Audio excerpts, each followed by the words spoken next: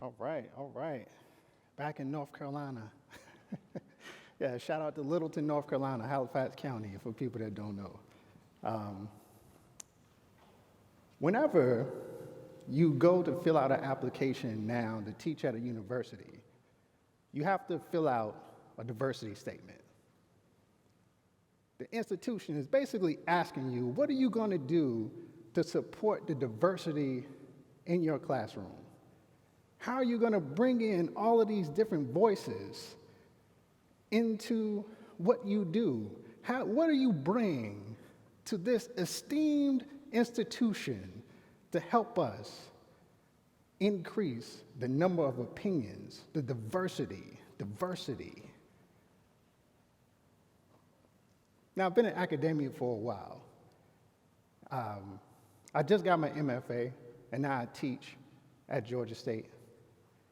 And I can tell you for sure, in my academic career, and most of the time, I've been the one. The one African American in class, the one black person, the one minority. I can't tell you or begin to describe how that feels.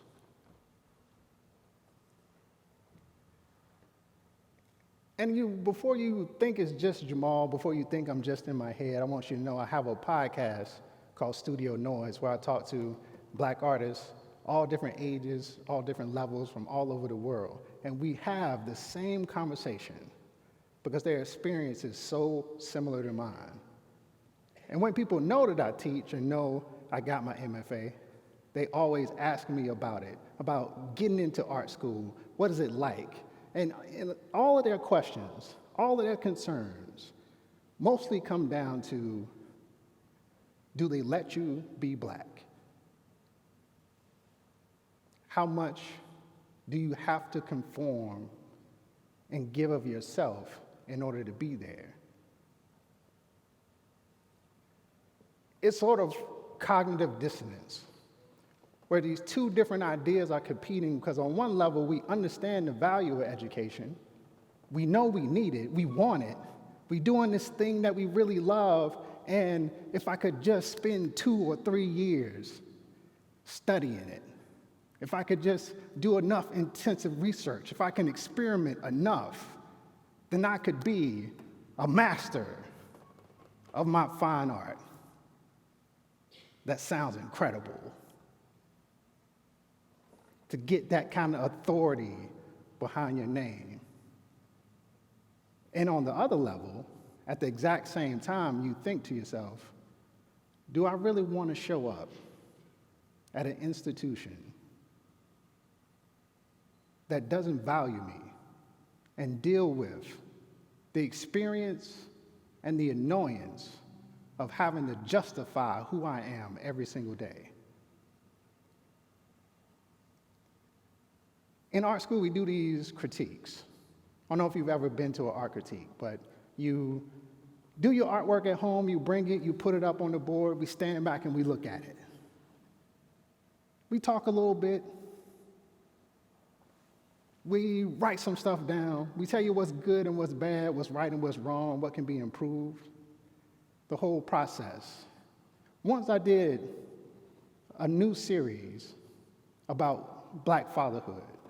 It was a series of ink wash drawings. I don't do ink wash drawings. This was brand new. Experimenting, trying stuff out, exploring. Grad school, having a good time. Put up my ink wash drawings and my professor wrote a note to me that said I shouldn't do what's expected of me. What does that mean? They never really explain some of these comments that they give you. But there we are in the class, and me as a black man talking about my experiences with a black son and a black daughter, raising them in this world with everything that's going on, my anxieties, how I feel about it.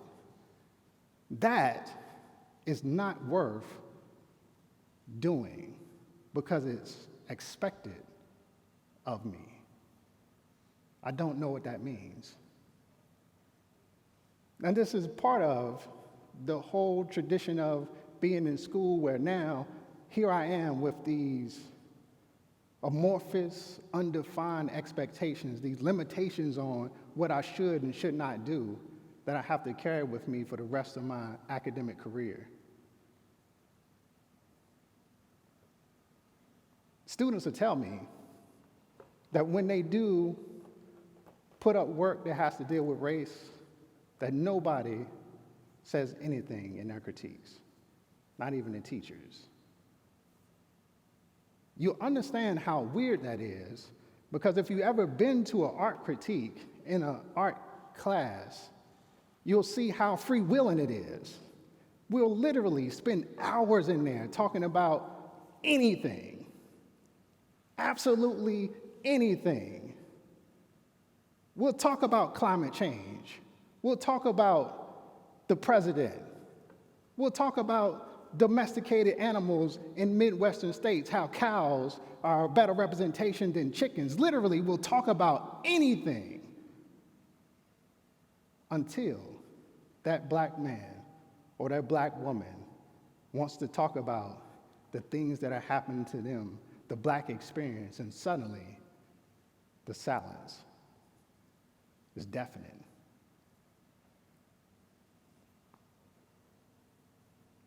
I understand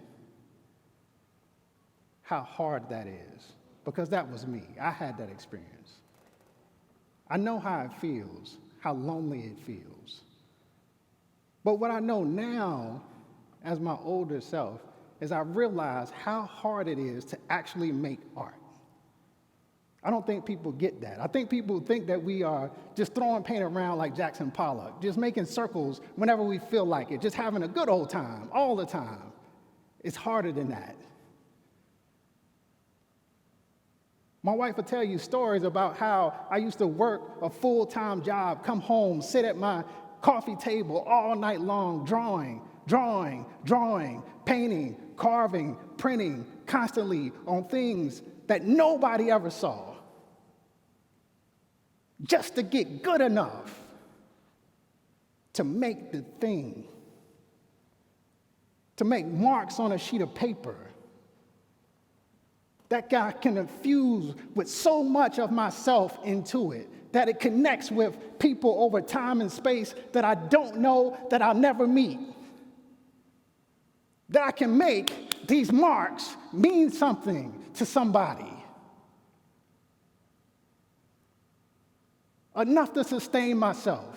Enough to make you feel a different type of way about your day. Art is not an easy thing to do. It's a process. I give myself to it. I have to be so open. I'm there with it all the time. I'm thinking about it when I fall asleep. I'm thinking when I wake up. I can't wait to get back in the studio, to get on that thing, to make it say something. I'm so giving to it. I know how hard it is. I can't ask my students to be that vulnerable, to come in your class and face that rejection. You're rejecting who they are when you don't have the conversation. When they leave your classroom, they don't go into a different world. They're in the same world. They're bringing themselves to your classroom. You can't tell them Professor Barber talks about that kind of stuff. You should go talk to him. I'm not their teacher. You are.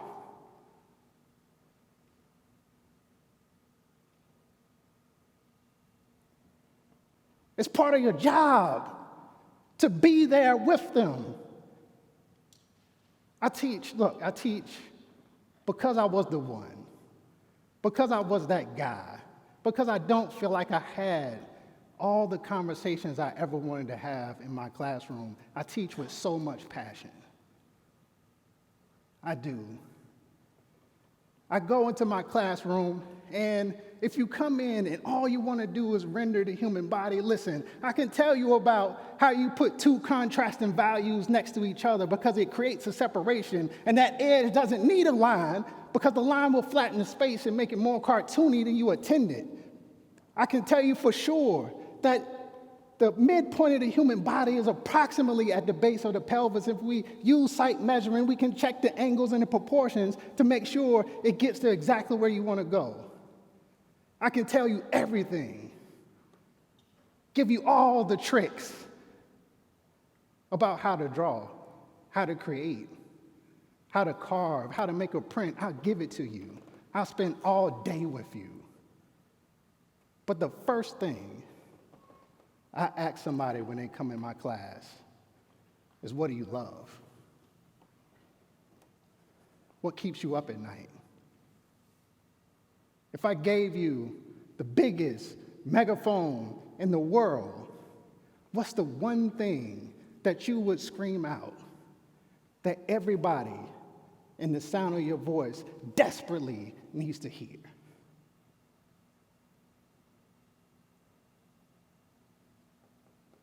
I say that to my students, but then I listen. I listen to their stories. They tell me about how broke they are and how expensive my printmaking paper is. And it is. It's expensive. But then they tell me about their parents are getting divorced. They'll tell me how anxious they're feeling because they didn't pick up enough hours this week at their job, and they might be homeless if they don't give a little mercy from their landlord. They'll tell me about their sexual assaults. They'll tell me how they lost their best friend in a car accident. They'll open up to me. I know their favorite songs. They get to play it in class. I know what they binge watched on Netflix last weekend. That part of it, I want to show them, all of them, that is who you are. That, the core, is what I'm looking for. Not just the butterflies because I like butterflies. Not just mushrooms because I think the butterfly on a mushroom will be really nice. No, why do you like it? What is it about this moment that you are going to spend so much time manifesting art to do it? Because it takes so long. You have to give yourself to it.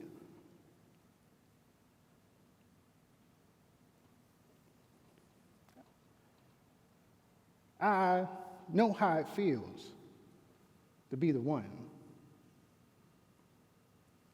and to give so much of yourself and not have it be reciprocated. I think about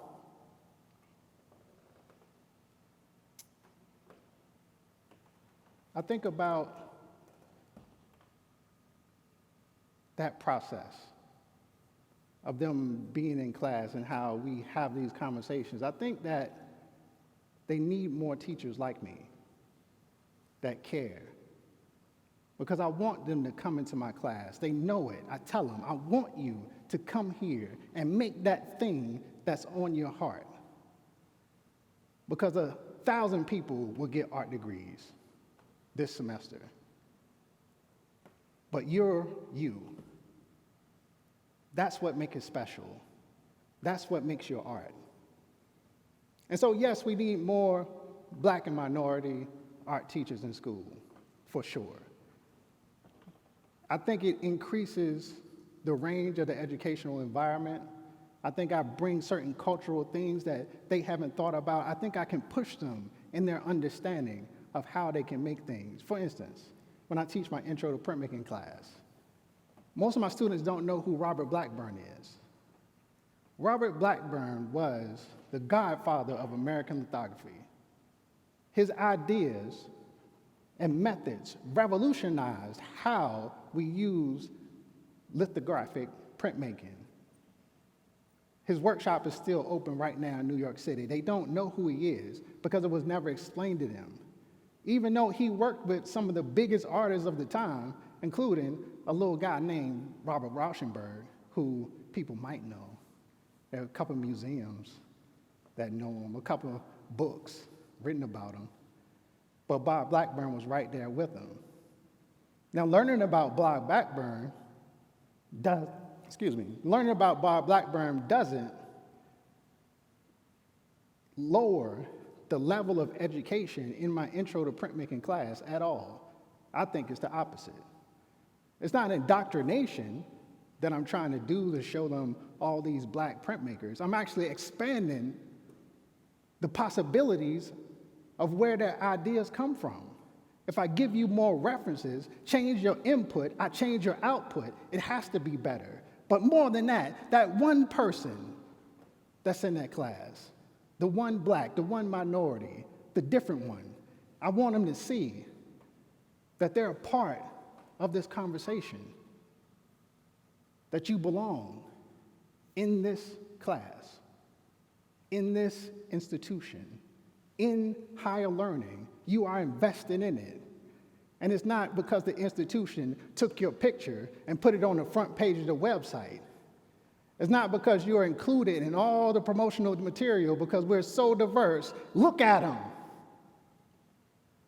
Happy. Look at them. And you haven't talked to them at all. Haven't asked them how they feel.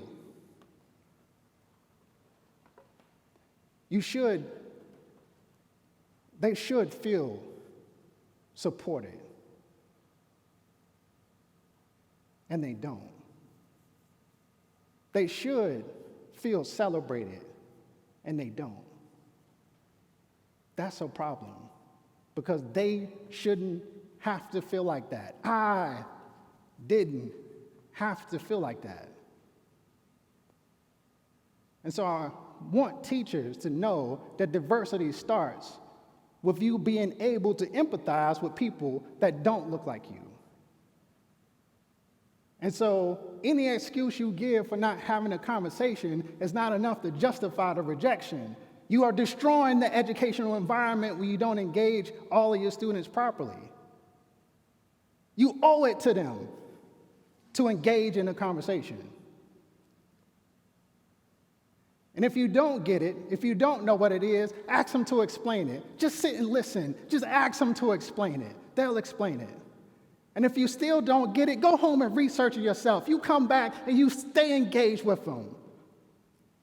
You owe it to all of your students to teach.